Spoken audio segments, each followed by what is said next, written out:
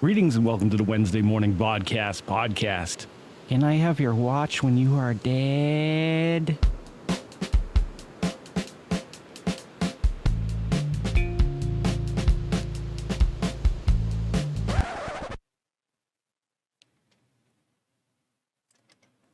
Hey, all you Billy Bumblers out there. How you doing this morning? I tricked you there, didn't I? Now, let me clarify things for the record. I don't know if I would let you guys know this or not, but it's important for me to let you guys know this. I try not to, consume a lot of sugar. It's not good for you. It's quite bad for you. Probably one of the worst things you could put into your body. I mean, I could think of a few other things that I'd prefer not to have in my body, but sugar will rot you from the inside out. I swear to God, if this isn't what gives people cancer.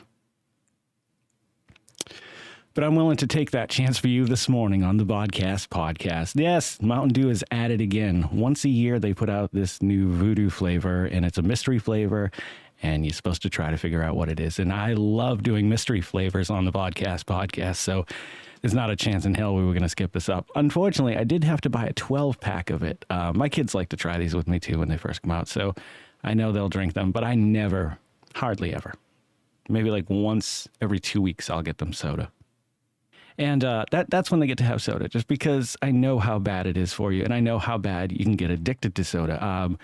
There were a few summers where, as soon as McDonald's switched over to their $1 for any size soda, I would go every day and get a large Coke with no ice, because I didn't want it watered down over the course of the day. And I'd drink one of those for like a day. And then I wonder why I get up to 232 pounds. I wish I was 132 pounds. But I got back on the scale for the first time in a long time. I want to say maybe 7 years. What the fuck was I just talking about? That's completely gone. I have no idea what the fuck I was just talking about. I know this. I know we were on this and it went somewhere. But I want to try to give this a little sip this morning. This is the third year in a row that I've done this. I don't know if they did it years before that, or if it's just the last 3 years. I assume it's just the last 3 years, because I may not have the greatest sniffer in the world, but the one thing my nose can sniff out is flavor challenges. And today, we're going to try the Mountain Dew Voodoo, I assume 3. Let's get a smell at this thing. Oh, it smells like sugar and chemicals. Huh, I didn't see that one coming. All right.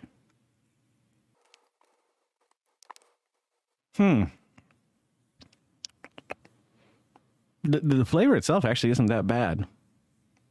And that's saying a lot coming from me. Because I don't have a lot of soda in my life, really the only thing that I drink is water. And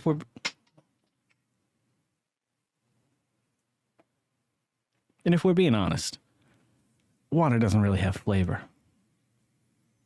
But I would say that switching to water was one of the best things I've ever done. God damn it, it just hopped into my head a second and it's gone again. Scale. Anywho, I got on the scale the other day and I was pleasantly surprised by what I weigh.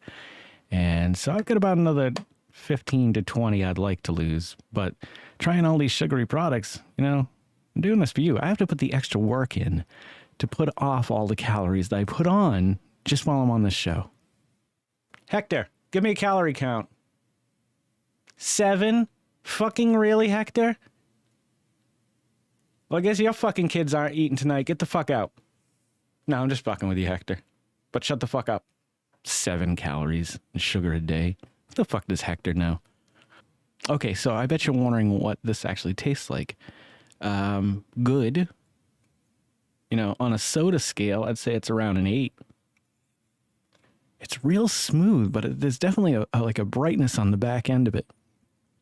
My son Griffin thought it was pineapple. Grayson thought it was mixed berry. And I mean, I would say a mix of the two, if someone just put a drop of vanilla into the vat and you were just like, oh, well, that really mellowed things out a little bit. It's pretty good. If you drink soda, which I hope you don't, then, you should try the Mountain Dew Voodoo. Otherwise, you should completely walk by that display. I want to talk about something today. I want to talk about my holy Trinity, my holy quadrinity, if that's a word. I don't think that's a word. What's the 4? 4 for inities. 4 for inities. I I think that's the name of my next book, Four for Inities. Inities was born on the island of Fufuberry. Okay. My Holy Trinity. Let me tell you about my Holy Trinity. My Holy Trinity started when I was at a very young age of, I don't know how old I was, but Mr. Rogers. Mr. Rogers was like a calm in an otherwise stormy life. Now, I didn't have a stormy life, but you know how life is. You live. Sometimes I don't know what the fuck I'm talking about. Anywho, outside of that life, the moments I had with Mr. Rogers and he and I having talks and watching him do things and going to make-believe land and all that, he helped mold not only my morality, but a little bit of who I would become, the sensitive nature, I think. And to that end, you know, I mean, I can't thank him enough. Unfortunately, you know, he's no longer with us, Mr. Fred Rogers. And not long after that, I remember Sunday mornings before I'd have to get up and go to church, something I always dreaded from day one. Day one, I never enjoyed going to church. I felt awkward and uncomfortable in church. I felt like I did not belong there, or there was something not right about it. I never had a good feeling about going to church. So right before church, though, on Sunday mornings on PBS back in Taunton, Massachusetts, I would watch Bob Ross, and he carried on that legacy. But what Bob Ross's ass gave to me, I can't skip that. All right, one more time. What Bob Ross gave to me was my love of animals and nature. Not that I didn't love it before, but there was just something about the way he would talk about his paintings, or he'd have his squirrel, oh God, I can't remember his name, and he would just sit in his pocket and run around and go crazy, you know, and that was not uncommon for him. Like, I just watched a new documentary by Melissa McCarthy, really depressing, and it's more about the end of his life. I think you guys should check it out. I don't want to say too much about it because it's definitely not what I thought it was going to be. And I definitely walked away a little bummed out.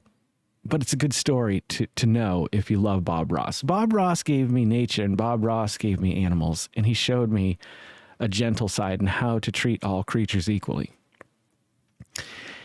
And it would be a few years later until another individual waltzed into my life and gave me art.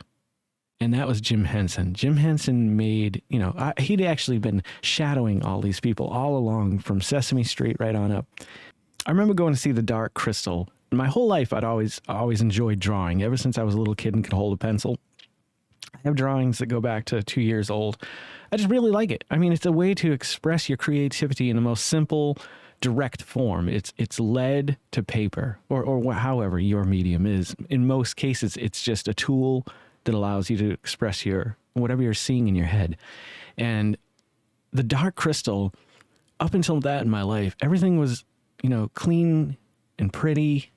And then all of a sudden there was this just mix, this blend of beauty and fear and darkness creeping in on light and light creeping in on darkness, in that contrasting world. And ultimately The Dark Crystal certainly inspired me to want to be more creative. So it's just interesting where I see now, growing up, what Mr. Rogers gave to me, what Bob Ross gave to me, what Jim Henson gave to me. And after that, I don't consider him part of the quadrology, but certainly George Lucas. Now let's throw him in here. We'll make it a quint, I think it is. Quintology. George Lucas gave to me storytelling, the desire to want to tell stories. He also put a little spark in me with Han Solo. Han Solo has always been one of my favorite characters throughout all fictional tellings of stories, whatever. He was the hero with a chip on his shoulder, and I always thought that was weird because that was the first hero-like character that I've read about or knew about that wasn't Luke Skywalker. Nothing against Luke Skywalker. And finally, I would have to say Jeff Bridges, obviously in my 20s or 30s. I'd always liked Jeff Bridges. One of my favorite movies was The Fisher King. The day I saw that, I remember when that came out, I was just like, I was floored. Robin Williams and Jeff Bridges. If you've never seen it, you should totally take the time to watch it. It's an unbelievable film, and it tells a great story. But of course, the dude gave me balance. I'd struggled a lot up to that point in my life with fighting against what I believed, what I thought I believed, what I kind of felt was right. And so I think Jeff Bridges himself is quite doodly if you've ever watched him in interviews or listened to his music or seen him play. He's definitely a down-to-earth guy who's actually going through some cancer right now, which is a real bummer. And I think he's doing pretty good. So let's keep our fingers crossed and say a little prayer for the dude. So that's a little walk down. I think the 5 people, 6 if you can include Han Solo, to help mold the person I am today. Oddly enough, they're all men, and I think that's all because I had my mother's influence growing up in my life. I had an uncle, but he died. All the guys in my life, they were supposed to be kind of the, I don't want to just say father figure, but and I hate to put this in terms of sex because I don't agree with the whole sex argument. I'm a very, very, how do I say this? Emotional. And I don't think that's a male or a female quality. I think you are born with the ability to feel one way or another, and to empathize with people or not. And in that case, it was tough getting to where I needed to be. But I think I'm almost there. I'm doing pretty good. And I'm happy about that. And I hope you guys are happy. And I hope you guys are loving watching these as much as I'm loving making them. And if you are, then you should consider liking, commenting, subscribing, sharing, and hit the little bell icon. It'll let you know every time I put out a new video. Bang.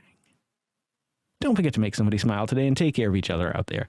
I'm Jason Oliver, and I'll catch you guys in the next episode of the Vodkast podcast. Take care.